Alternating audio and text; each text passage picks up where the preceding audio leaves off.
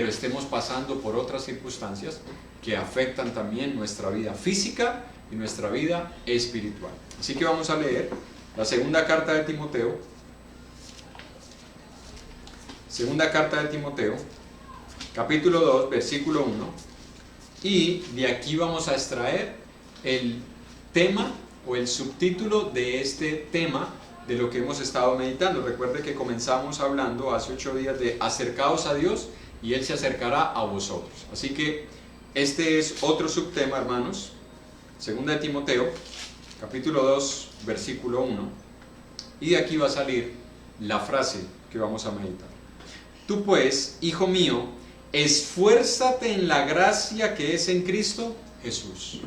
¿De qué vamos a hablar, hermanos? De lo que significa esfuérzate en la gracia.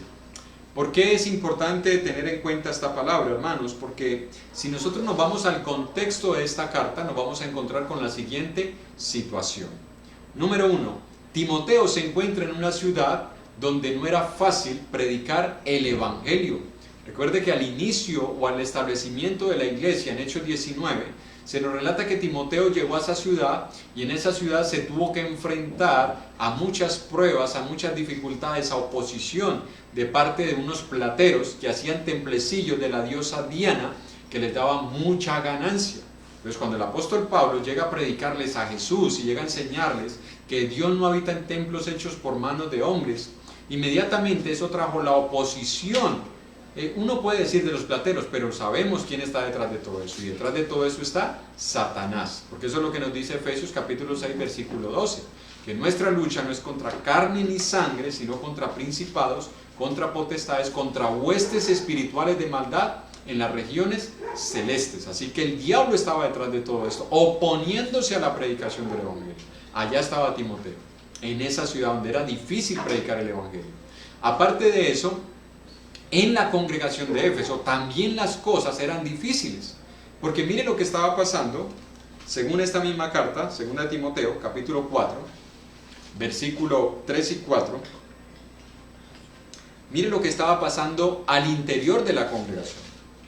Porque vendrá tiempo cuando no sufrirán la sana doctrina, sino que teniendo comezón de oír, se amontonarán maestros conforme a sus propias concupiscencias, y apartarán de la verdad el oído y se volverán a las fábulas. ¿Qué era lo que estaba pasando al interior de la congregación, hermanos? Que muchos se estaban apartando para escuchar a falsos maestros. Muchos miembros de la iglesia comenzaron a inclinarse a esos falsos maestros y comenzaron a generarse divisiones al interior de la iglesia. Y usted sabe que cuando esto sucede hay pleitos, hay contiendas, hay disensiones y la oposición siempre trae problemas, y más aún para aquellos que ministran en la iglesia del Señor. Así que la situación de Timoteo no era fácil. Número 1, la ciudad era difícil para predicar el Evangelio. Número 2, al seno de la congregación, en el interior de la congregación, las cosas no eran fáciles. Y número 3, mire lo que estaba pasando en la vida de Timoteo, en la primera carta, capítulo 5. Primera carta, capítulo 5. Miren la condición física de Timoteo, versículo 23. Ya no bebas agua, sino usa de un poco de vino por causa de tu estómago y de tus frecuentes enfermedades. Entonces tenemos la situación de Timoteo, en una ciudad donde era difícil predicar el Evangelio, ministrando en una congregación donde era difícil ministrar, y creo que todos los que hemos ministrado en la iglesia sabemos que no hay ninguna congregación donde sea fácil, y no lo digo por los miembros, sino porque el enemigo de la iglesia siempre va a estar allí, oponiéndose al trabajo de los servidores del Señor. Y número 3, la situación física de Timoteo no era fácil, él estaba enfermo, tenía frecuentes enfermedades en su cuerpo. Por otro lado, nos encontramos nosotros con Pablo, el apóstol Pablo, hermanos, quien era como un padre en la fe para Timoteo. Y miren cuál era la condición del apóstol Pablo. En 2 de Timoteo, capítulo 4, versículo 5. 2 de Timoteo, capítulo 4, versículo 5. tenemos nosotros ahora la situación del apóstol Pablo. Y todo esto, hermanos, para que nosotros veamos cómo era la vida del cristiano en esa época. Y miremos si se compara la nuestra, es diferente, la de nosotros es mejor, la de ellos fue mejor. Vamos a verlo, 2 Timoteo 4, versículo 5 y versículo 6. Pero tú sé sobrio en todo, soporta las aflicciones, haz obra de evangelista, cumple tu ministerio, porque yo ya estoy para ser sacrificado y el tiempo de mi partida está cercano. Entonces aquí nos encontramos con la situación de Pablo. El tiempo de la partida de Pablo estaba cercano. Pero quiero, hermanos, que notemos una frase que él utiliza ahí. Yo ya estoy para ser sacrificado. Escucha, hermanos, esa frase no era simplemente metafórica. No era una frase que Pablo utilizó. Bueno, como todos nosotros utilizamos y como hay muchas frases para hablar acerca de la muerte, como se dice en muchos lugares, colgó los guayos, colgó los guantes, tiró la toalla, estiró la pierna, pasó a mejor vida. No, Pablo no utiliza esa frase como metafórica. Pablo la utiliza porque realmente eso era lo que iba a pasar en su vida. Él iba a ser sacrificado.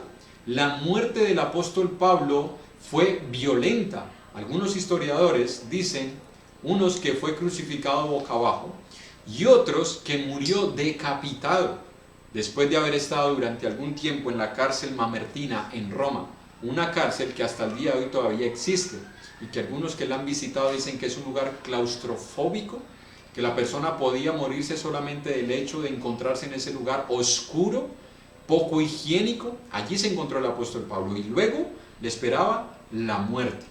Y uno puede decir, bueno, pero hermano, usted ha dicho en otras ocasiones que al final de cuentas todos vamos a morir, porque esa es la ley de la vida, o más bien eso es lo que Dios ha dispuesto para el ser humano por causa de su pecado, porque la paga del pecado es la muerte. Y algunos podrán decir, pero usted siempre habla de que hay que morir, entonces ¿cuál es la diferencia entre la muerte de Pablo y la muerte de cualquier otra persona que muere tranquilamente recostado o reposado en su cama? Bueno, no es tanto la muerte, sino todo lo que él vivió hasta el momento de la muerte. Y eso lo podemos ver, hermanos, en 2 Corintios, segunda carta a los Corintios, capítulo 11, versículo 23. 2 Corintios 11, 23 al 29. Miren lo que Pablo relata acerca de lo que fue su vida, y eso que aquí, hermano, de la segunda carta a los Corintios, todavía no ha sido llevado preso. Es decir, aquí todavía faltan muchas cosas de las que Pablo sufrió tiempo después. Pero mire todo lo que él sufrió hasta este momento. Son ministros de Cristo como si estuviera loco hablo. Yo más, en trabajos más abundantes, en azotes sin número, en cárceles más, en peligros de muerte muchas veces. De los judíos 5 veces he recibido 40 azotes menos 1. 3 veces he sido azotado con varas, 1 vez apedreado, 3 veces he padecido naufragio, 1 noche y 1 día he estado como náufrago en alta mar, en caminos muchas veces, en peligros de ríos, peligros de ladrones, peligros de los de mi nación, peligros de los gentiles, peligros en la ciudad, peligros en el desierto, peligros en el mar, peligros entre falsos hermanos, en trabajo y fatiga, en muchos desvelos, en hambre y sed, en muchos ayunos, en frío y en desnudez, y además de otras cosas. Escucha, aquí le faltó a Pablo. Aquí todavía no relató todo lo que le había pasado. Además de otras cosas, lo que sobre mí se agolpa cada día, la preocupación por todas las iglesias. ¿Quién enferma y yo no enfermo? ¿A quién se le hace tropezar y yo no me indigno? Es decir, que si uno mira el contexto de esta carta, donde Pablo le dice a Timoteo, esfuérzate en la gracia que es en Cristo Jesús, tenemos que verlo basado en las condiciones en las que se encontraban los dos. Y es curioso, hermanos, porque aquí nos encontramos con 2 hombres que se encuentran separados por 2 continentes, Asia y Europa, que están separados por 2 culturas, por 2 economías, que están separados además por 2 edades, por 2 condiciones físicas, hermanos. Y hay algo que los une a ellos. ¿Sabe qué los une? Número 1, que son creyentes, y número 2, que los 2 están pasando por pruebas y por aflicciones en su vida. Hermanos, eso nos une con nuestros hermanos en todo el mundo. Y es lo que dice Primera de Pedro, capítulo 5, versículo 9. Dice, al cual resistid firmes en la fe, sabiendo que los mismos padecimientos se van cumpliendo en nuestros hermanos en todo el mundo. Escuche, en esa época, al igual que hoy, en toda parte donde hay cristianos hay padecimientos, hay dificultades, enfrentamos pruebas, todos hermanos. Y Pedro escribe en esa época. Y es lo mismo que nosotros vivimos hoy, porque si usted ahorita mismo prende la internet y ahorita se conecta a YouTube, se conecta a Facebook o prende su televisor, usted se dará cuenta lo que está pasando en otras partes del mundo, donde muchas personas están padeciendo la misma situación que nosotros, algo que hacía muchos años no se veía, que todos estuviésemos viviendo las mismas circunstancias. Bueno, hoy está pasando. Y usted se va a dar cuenta, hermanos, que en estas mismas circunstancias están afectando a muchos de nuestros hermanos. Es decir, esto nos ayuda, hermanos, a nosotros meditar antes de empezar a autocompadecernos y a pensar de que somos los únicos que estamos sufriendo en esta tierra. No, hermanos, basta solamente con dar un clic, conectarnos con las noticias en otras partes del mundo para darnos cuenta que muchas personas, incluyendo a nuestros hermanos, están padeciendo, hermanos. Ahora, eso nos lleva a otro punto. No podemos olvidar que cada prueba por la que usted y yo pasamos está diseñada perfectamente por Dios para cada uno de nosotros. ¿Cómo lo sabemos? Bueno, en 1 Corintios capítulo 10, versículo 13 y 14.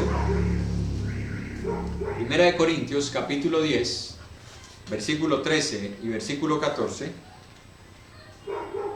Dice la palabra de Dios: no os ha sobrevenido ninguna tentación que no sea humana, pero fiel es Dios, que no os dejará ser tentados más de lo que podáis resistir, sino que dará también juntamente con la tentación la salida, para que podáis soportar. Por tanto, amados míos, huid, ¿de qué cosa? De la idolatría.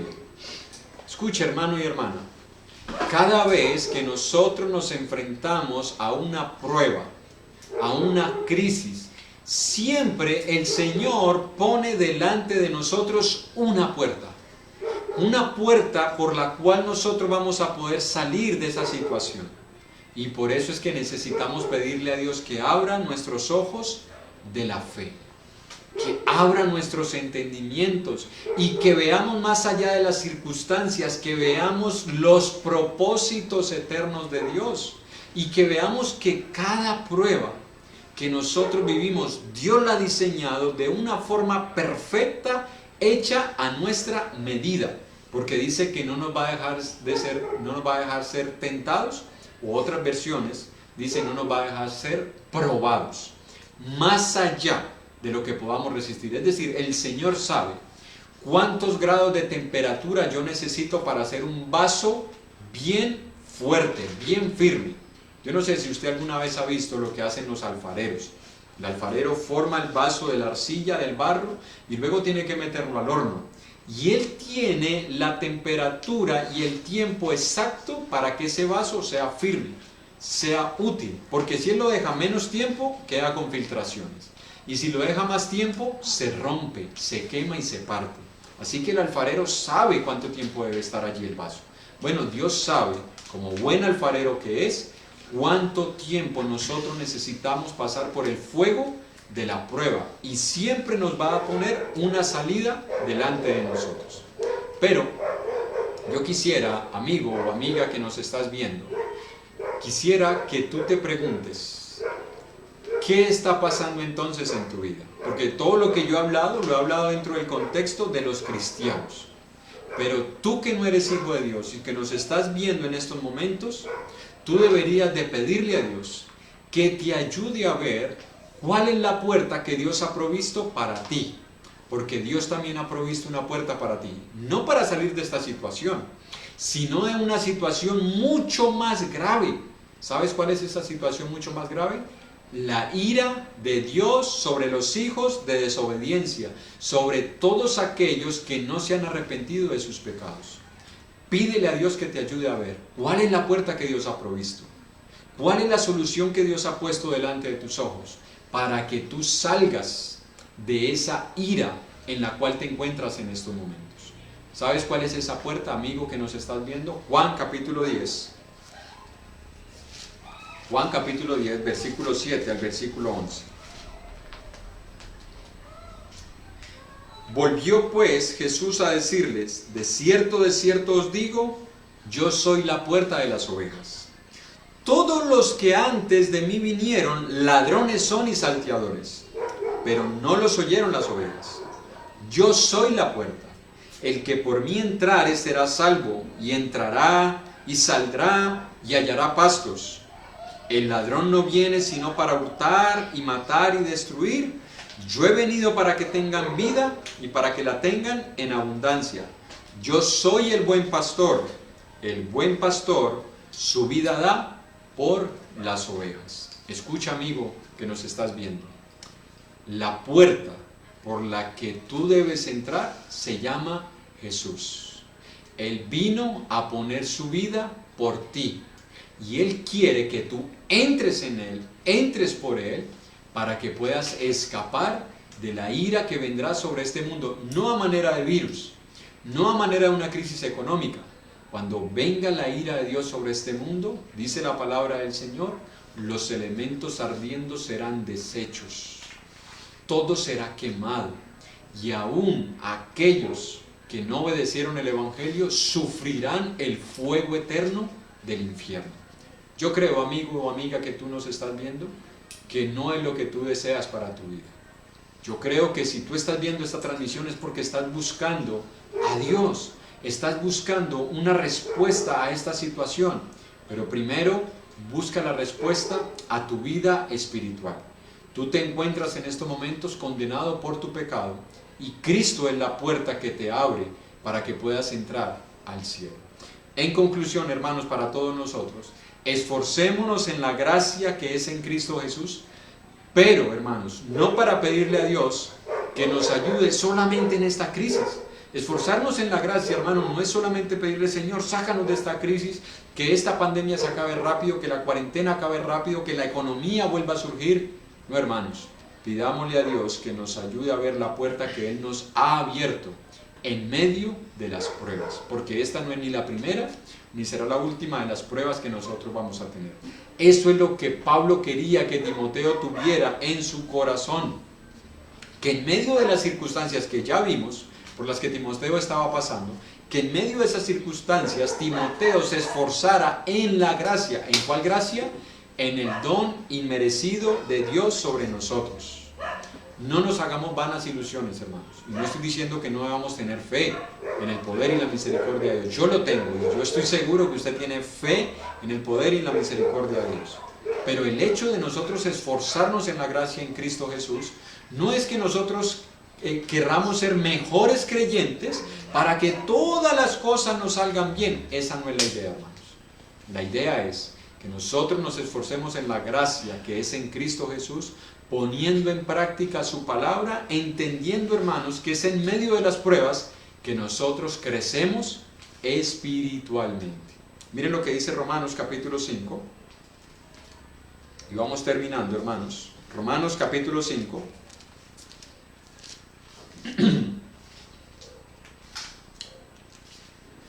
versículo 1 al 5. Justificados pues por la fe tenemos paz para con Dios por medio de nuestro Señor Jesucristo, por quien también ya tenemos entrada por la fe a esta gracia, en la cual estamos firmes y nos gloriamos en la esperanza de la gloria de Dios. Y no solo esto, sino que también nos gloriamos en las tribulaciones, sabiendo que la tribulación produce paciencia, y la paciencia prueba, y la prueba esperanza, y la esperanza no avergüenza, porque el amor de Dios ha sido derramado en nuestros corazones por el Espíritu Santo que nos fue dado.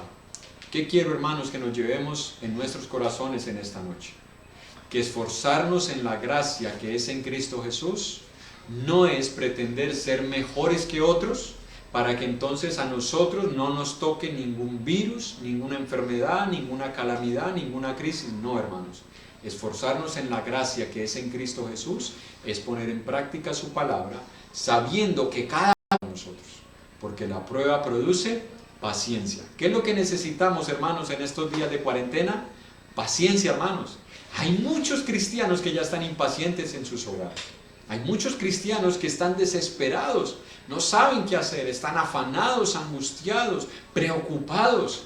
Hermanos, esto es necesario si queremos crecer en la paciencia. Y cuando Dios nos permita crecer en la paciencia, hermanos, nosotros vamos a llenarnos de esperanza. Y el versículo 5 dice, y la esperanza no avergüenza, hermanos. Nosotros no vamos a quedar avergonzados después de que pasen estas circunstancias. Porque el amor de Dios ha sido derramado en nuestros corazones. Termino, hermanos, con las palabras del apóstol Pablo en 2 de Timoteo capítulo 4. 2 de Timoteo capítulo 4. Porque si nosotros nos hacemos la falsa idea de que si nos esforzamos en la gracia, entonces las dificultades no van a llegar a nuestra vida y vamos a ser exentos de pasar por crisis o incluso de llegar a contagiarnos con este virus. No, hermanos, esa no debe ser nuestra mentalidad. Esta debe ser nuestra mentalidad. 2 Timoteo capítulo 4, versículo 6 al versículo 8. Porque yo ya estoy para ser sacrificado y el tiempo de mi partida está cercano. He peleado la buena batalla, he acabado la carrera, he guardado la fe. Por lo demás, me está guardada la corona de justicia, la cual me dará el Señor juez justo en aquel día, y no solo a mí, sino también a todos los que aman su venida. Pregunta, hermano y hermana, ¿usted ama la venida del Señor? Si nosotros amamos la venida del Señor, debemos hacer lo que hizo Pablo. ¿Qué hizo el apóstol Pablo? Peleó la buena batalla. O sea, nos está presentando la vida cristiana como una batalla. La vida cristiana, hermano, no es un tour, no es un crucero del amor, no es un jardín de juegos. La vida cristiana es una batalla, hermanos, es una lucha, es una guerra espiritual, pero es una lucha. He acabado la carrera. La vida cristiana, hermanos, es una carrera, es una maratón que nos toma toda la vida que el Señor nos permita estar aquí en la tierra. He guardado la fe. ¿Qué necesitamos en estos momentos, hermanos? Fe, no positivismo, hermanos. Yo no soy positivista, tampoco soy negativista, soy realista, hermanos. Tenemos que ser personas de fe, no personas positivistas. No debemos sentarnos y levantarnos por la mañana y no, todo nos va a salir bien y es que hay que ponerle mente positiva. No, hermanos, nosotros no vivimos como las personas del mundo. Nosotros debemos vivir en fe, debemos creer a la palabra de Dios. Que si en el día las cosas no nos salen como nosotros las esperábamos, seguimos teniendo fe, porque Dios es el que ha diseñado la vida de cada uno de nosotros. Y también, hermanos, Pablo dice, miren, yo he guardado la fe, yo he corrido la carrera, he peleado la buena batalla. ¿Sabe qué le esperaba a Pablo? La corona de justicia. ¿Cuándo, hermanos? ¿Cuándo vamos a recibir la corona? Porque es que muchos cristianos quieren recibir la corona, pero sin pasar por la cruz, sin pasar por el Calvario. Eso no es posible, hermanos. La corona se nos dará después de pasar por la cruz, después de pasar por el Calvario, después de luchar en este mundo, hermanos. Así que nosotros debemos poner nuestra esperanza en eso, hermanos, en la corona de justicia que el Señor nos dará a todos los que amamos su venida. Si usted y yo amamos la venida del Señor, vamos a vivir en fe hasta el día en que el Señor nos llame a su presencia. Y si tú, amigo, también sientes en tu corazón que amas al Señor, tú debes prepararte. ¿Cómo te debes de preparar? Obedeciendo el Evangelio para que tus pecados te sean perdonados.